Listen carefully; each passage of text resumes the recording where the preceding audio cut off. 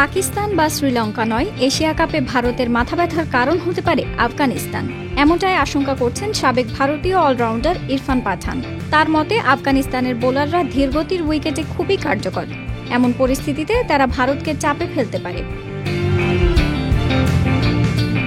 Asia কাপের টি-20 সংস্করণ শুরু হতে আর মাত্র কয়েকদিন বাকি।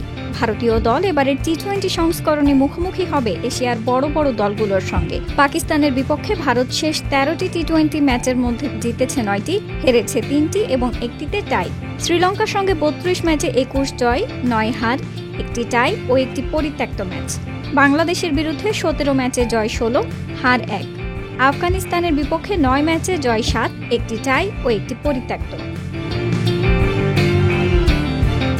ভারত বি গ্রুপে খেলবে, যেখানে তাদের সঙ্গে রয়েছে স্বাগতিক সংযুক্ত আরব আমিরাত, ওমান ও চিরপ্রতিদ্বন্দ্বী পাকিস্তান।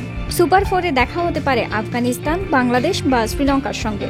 পাকিস্তান এখনও নিজেদের গুছিয়ে তুলতে ব্যস্ত। নেতৃত্ব এবং ধারাবাহিক পারফরম্যান্সের জন্য উপযুক্ত খেলোয়াড় খুঁজছে। তাই ইরফান মনে করেন ভারতের জন্য পাকিস্তান খুব বেশি হুমকি নয়। যদিও সাম্প্রতিক সময়ে বেশিরভাগ ভারতীয় ক্রিকেটার খুব একটা টি-20 খেলেননি, তবে ইরফানের বিশ্বাস সেটা খুব একটা সমস্যার কারণ হবে না, কারণ ভারতীয় ক্রিকেটাররা সবসময়ই খেলার মধ্যে থাকে। ন্যাশনাল ক্রিকেট একাডেমি দারুণ একটা ব্যবস্থা তৈরি করেছে।